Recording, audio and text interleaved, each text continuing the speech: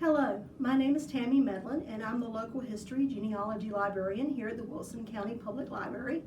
And I would like to thank you for joining us for this month's local history program, Tracking Down the Past. And we're talking today with Brian Grawburg, who is a historian and photographer, and we're going to be talking about tracking down lost and forgotten cemeteries. Well, Brian, thank you for joining us today. Thanks, and I Tammy. guess the first question is, what's a forgotten cemetery? Well, in Wilson County, there are literally hundreds of cemeteries that are overgrown, back in the woods, unattended. People don't know that they're there anymore. In some cases, no one's been to them in maybe over 100 years. So those are forgotten cemeteries. At some point in time, somebody knew about it because they buried someone there. And over time, once the burial stopped, people just forgot where it was. Yes. Especially the family cemeteries. I'm assuming if the family moves or the family dies out, people forget. Yes. Everybody knows where it is, and then over time, the Yes. knowledge is just lost. Right.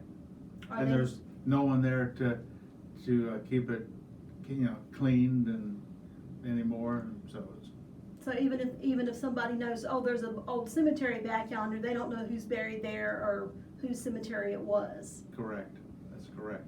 Well, how did you get interested in tracking down forgotten and lost cemeteries? What got you started? Well, about 2017, I was given an old camera. This is a 60-year-old Leica film camera, and I wanted some kind of a project to document with my camera because I like photography. And I kept driving past a cemetery on Forest Hills.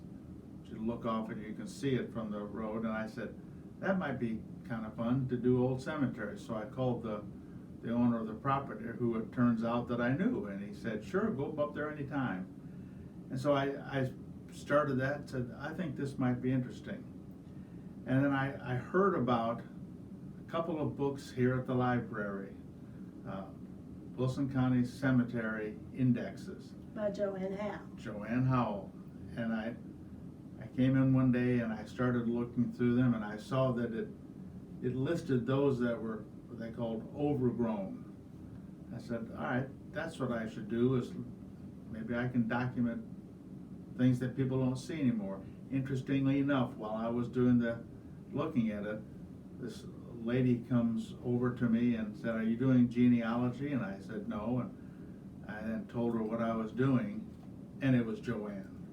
So that's how the partnership got That's how started. it started. So from then on, we decided to sort of join forces because she was in the process of working on volume 6 of the series, and she said it's silly for us to two people doing the same thing. Let's join forces, not reinvent the wheel, and we started from that point, and that's how it started, me looking at cemeteries that were already listed and hope that I might find some other ones, sort of, by serendipity.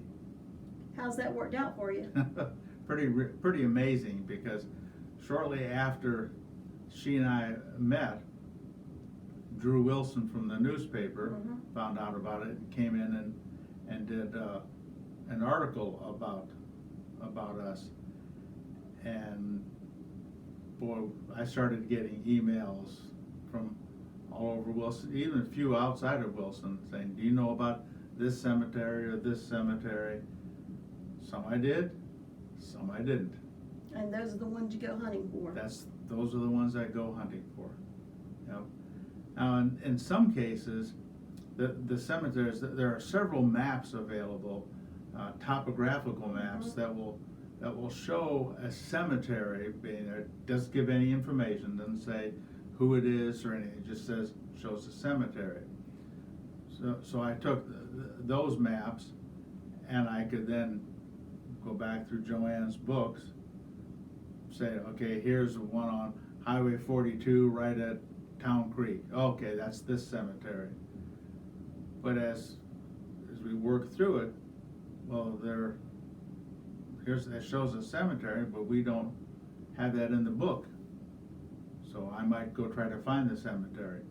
Or I may be out going to one cemetery and I look off to the side of the road, and there in this field is this clump of trees.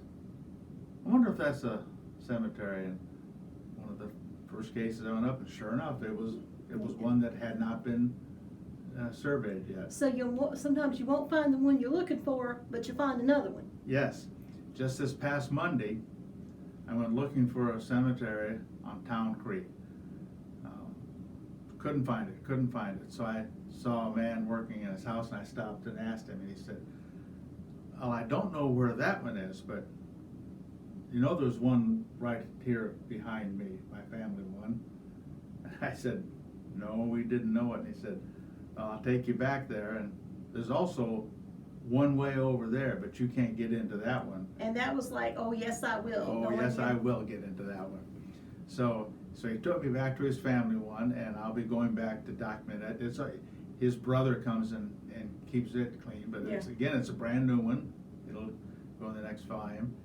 And the one that I supposedly can't get to, I'm gonna go see him sometime next week and have him point out better on a map, and then I'll spray myself with bug spray, because I'm not worried about snakes, I'm worried about ticks. Gotcha. Well, this is North Carolina, and this is spring season, so I totally understand that. Yeah, so I will go out. We know some of the names that are likely to be in there because they're family members of his. But what's significant, he said, I remember, the gentleman was my age, he said, I remember years ago going there and seeing stones that were dated in the 1700s. So this one could be a big one. This one could be a really important one. If they buried there for that long. Yep. This could be not only an important one, historical wise and family wise, it could be quite large. Yes. Yep. If you're burying somewhere for over 200 years. Yes. The impression that I have from him is that the cemetery that's behind in his house area they were supposed to have been buried in the one that I can't get to, but someone stopped taking care of it and they couldn't get to it anymore, so they started burying him in another location. So what's the dates for the ones in his family cemetery? 1900s or? Oh yeah, they're pretty recent. I think the oldest one I saw, death date was like 1988. Most of them were in the 2000s, so it's fairly new. So basically from 1700s up through 1900s. Yeah, that's probably going to be a good size one if you get back there, which knowing you will. I will go back there, yep. Knowing you will. So how do you find out about the lost cemeteries? You mentioned emails and you mentioned people telling you.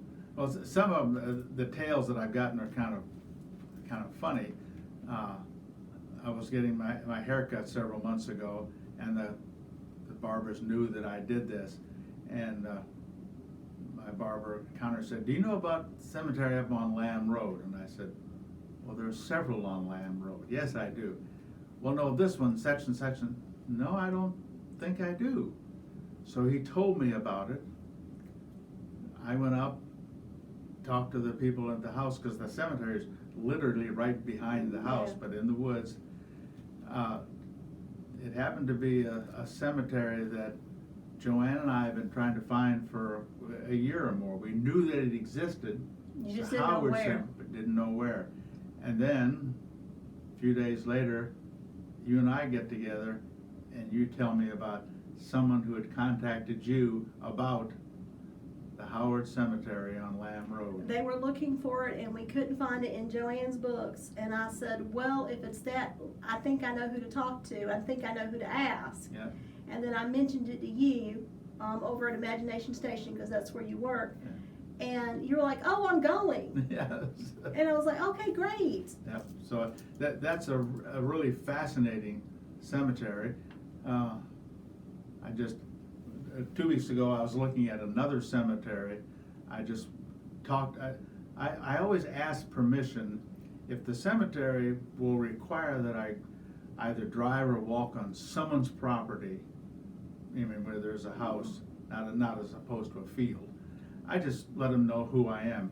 And I'm talking to this lady, and she happens to mention, once again, you know about the Howard Cemetery on Lamb Road? And I said, yes, ma'am, I do. Apparently that's a well-known one. Yes, but it wasn't for a while. Yeah. So I find out about it from people who tell me, from the maps. I also have found some from the newspaper, from Hugh Johnston, Wrote all the articles. He's mentioned cemeteries, and one that I'm looking for. Two that he mentioned, I've been to. There's nobody there, although he said at one time there were some headstones. So I'll find names that way. In fact, there's a cemetery up somewhere off of 58 up near New Hope. I've got 6 death certificate burial informations buried in the Granite Point Cemetery, and we cannot find it. Well, let me ask you, if somebody has the information, how can they contact you? Do you have like a phone number? Do you have an email you use? I actually have 2 emails. My primary email for my cemetery information is archive, just like archive, at myglnc.com.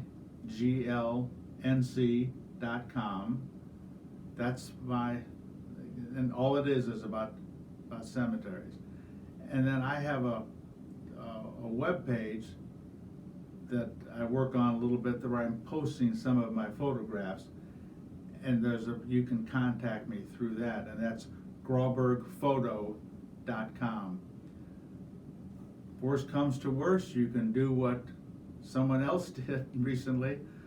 I got a call left on my office at the museum from a police officer. That'll wake you up. Yep. I said, oh my goodness, what's this? And he said a year ago, a friend of his told him about a headstone that he had seen on the edge of Buckhorn Reservoir. They went out and looked at it, and actually they saw 2 of them there. One was in the water, one was on the ground. And Officer Pittman said, I forgot about it. A year goes by, I happened to go to Maplewood. I said, well, maybe they know what to do with this cemetery. So he mentioned to them, and this person knew me, knew the project, said, you need to call Brian Grawburg at the Imagination Station. And we went out there, and this turns out to be a cemetery that was supposed to have been moved when they expanded Buckhorn, and before they could move it, one of the hurricanes came through, the reservoir came up, and they couldn't covered get up. to it. They couldn't get to it. It had backed off a little bit, so one of the headstones was visible and one was still in the water, but it has never gotten moved. Do we know what the cemetery was called, or? You shouldn't ask me that, because Joanne always said, Brian, how do you remember all this? And that one has just completely left my mind. However, I did post the picture of the headstone that I found on Lisa Henderson's site. Being she knew about it. Yeah, Black Wide Awake. Yes. Okay, well, that's a good one to post. She gets Yeah. a lot of hits, and it's a very good site. Yes. Very Yeah. interesting site. She and I have had fun going together. There's a cemetery she's been trying to find for a long time, and I found it. Oh, boy. And I had to send her a note and said, I'm here, I found the cemetery. I bet that was a get-together. Oh, yeah. So how do you document the information, and what do you do with it? You said you post it. What else are you doing with the information? Well, as we've said, everything is on film. I don't shoot digital, I shoot strictly film. It's more archivable. So I have the film. I do scan the negatives for backup and to be able to post them in certain places. So we have the film. I have it documented. The film eventually will go to the North Carolina archives. I've left instructions to my son, when I bite the bullet, all my stuff goes to the archives.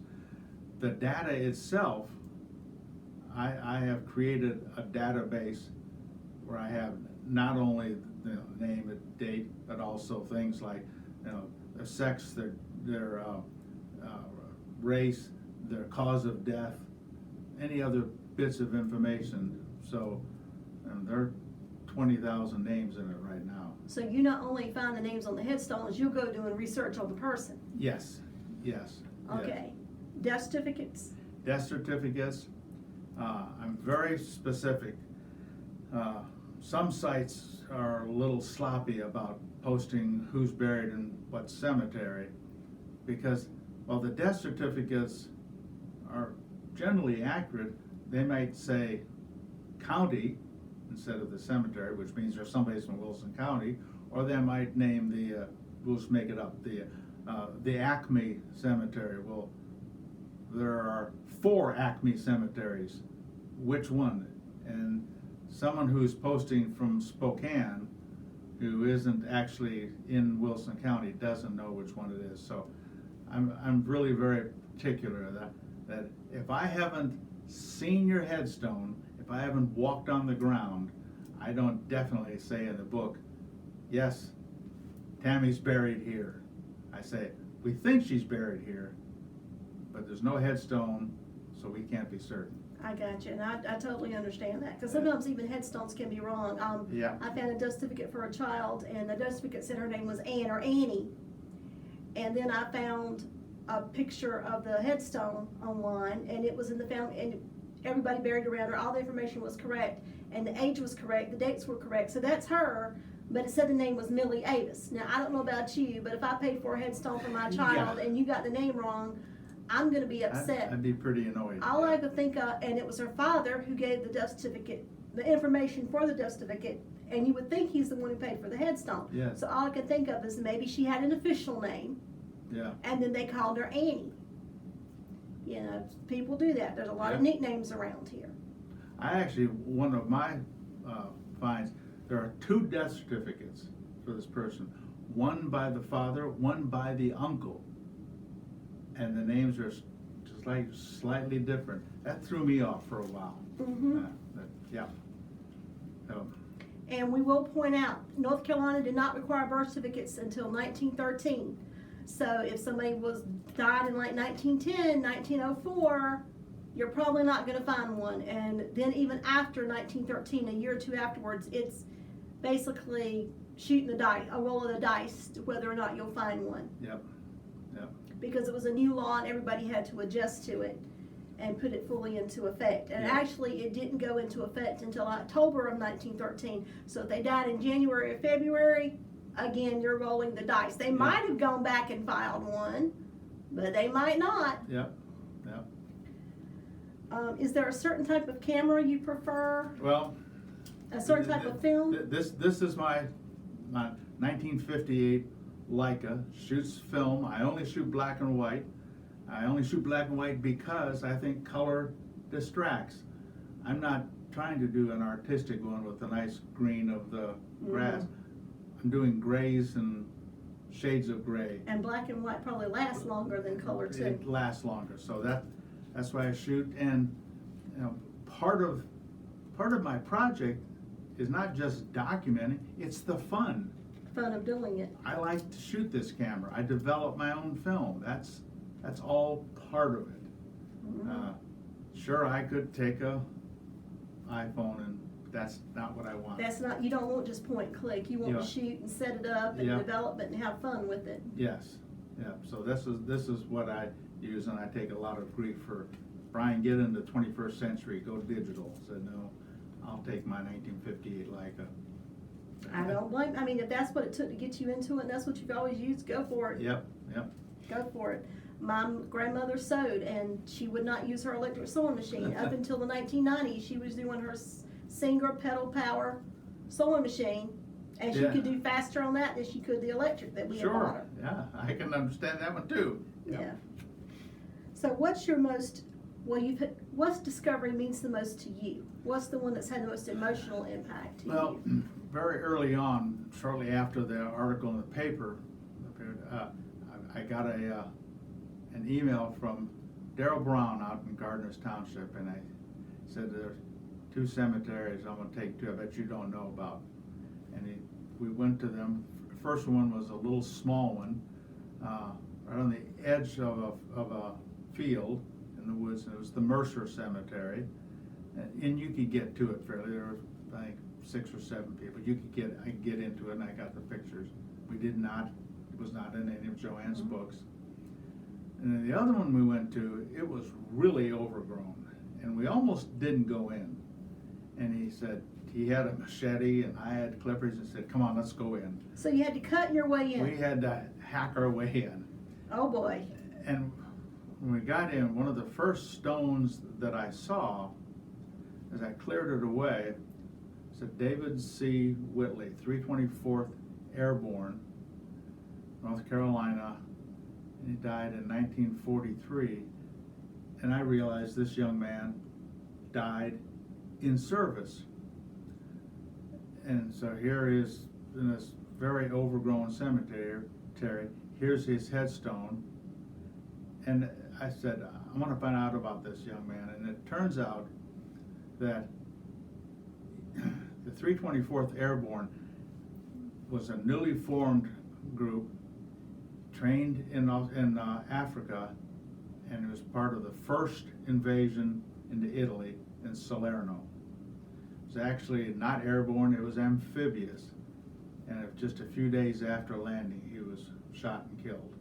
But they were able to bring you back home? Yes, they were able to bring him back. He was wounded seriously, subsequently died in a hospital in Holland, and they brought him home. So that one, because it was the first one that I found of someone killed in action that nobody for years and years knew where he was, that's the one that's been the most memorable to me. And it was instrumental in creating an exhibit that we had at the museum about that cemetery, the Proctor Cemetery, and how the people in that cemetery were connected to 3 other cemeteries. So you started with 1 and wound up with 3. Yep. And as a result, one of the 3 that we found was one that wasn't documented yet, so we got another one from that. So it starts with 1, it can spread out. Oh, it can spread out so quickly. Well, what's your most interesting one? I guess it's been less than a year ago. I got a call from a friend of former Governor Hunt, and he said, there's a cemetery out by the governor's property, and we have some questions about it. And I was excited first because I had gotten information that there was a cemetery out that way that hadn't been documented. So I thought, oh boy, this is going to be great. I'll accomplish a couple things. So I arranged to meet them, and no, it turns out it was a cemetery that had been documented, and their questions were about how to take care of it. And in the process, I'm talking to, Mrs. Hunt, and I just mentioned that I was looking at another cemetery, and she said, you trying to find another cemetery? I said, yes. She said, all right, come on, follow me. So we drive back out, drive up the road a couple of tenths of a mile. She turns into on a dirt road between 2 fields that had plowed, but they're all dry, nothing growing up in there. And she stops, and gets out of the car, and I said, there's no cemetery around here. And she walks up and stops, and in the middle of this path between the ruts where the wheels are, lying face up, is a headstone, Patience Fillingham. And obviously I'm stunned, and of course take pictures of it, did some research on her. She died in 1914, I think. As it turns out, from my study, at one time this was a larger cemetery. So the person who had contacted me earlier that's what she was referring to, because she'd say, I'd go by and then come back a year or two later and it's a little bit smaller and a little bit smaller, and now it's just this one stone face up. That's been the most unusual one that I found. Have you had a favorite story or a favorite stone besides Mr. Whitley? You know, I don't know that I have. I have some places that I have made a couple of trips to. My wife gives me a hard time. She says, why do you have to go back to these places 2 and 3 times? And sometimes there's legitimate reasons, because the sun wasn't right or whatever. Or there's just stones there that I just like to say, I haven't gotten the right photograph yet, but there are so many. I ask people, in fact, I just asked someone a few minutes ago, if you had to guess in Wilson County, if a cemetery is 1 person or more, if you count every cemetery, say, Brian, give me a list of those cemeteries. How many do you think I would give you a list of? And I've got, I don't know, 12, 15, maybe 100. I right now can print you a list of 550 cemeteries in Wilson County. That is a lot. Yep. And we're pretty sure there's at least another 25 that we don't know about. Once again, I've got death certificates where they say they're buried in such and such a spot, or they just only know they're buried in Gardner Township or whatever. Or they just say family cemetery and Family, and that's it, and you don't know where. So it's gonna be the kind of thing where someone's going to watch this or say, have you ever been to the one out? I say no. Well, Brian, thank you for coming today, and hopefully you will get some. I will. You'll get some leads from this. And Joanne we'll finish volume 6. Hopefully it'll be ready by sometime this summer. I will say that is one of our most used resources we have up in the local history room. It gets used quite a bit. Yeah. Right next to our yearbooks and our city directories is the cemetery book, because that's what they're looking for, is where they're buried or who else in the family is buried there. Because if you found one family member, you're probably going to find Yes. another one. Yep.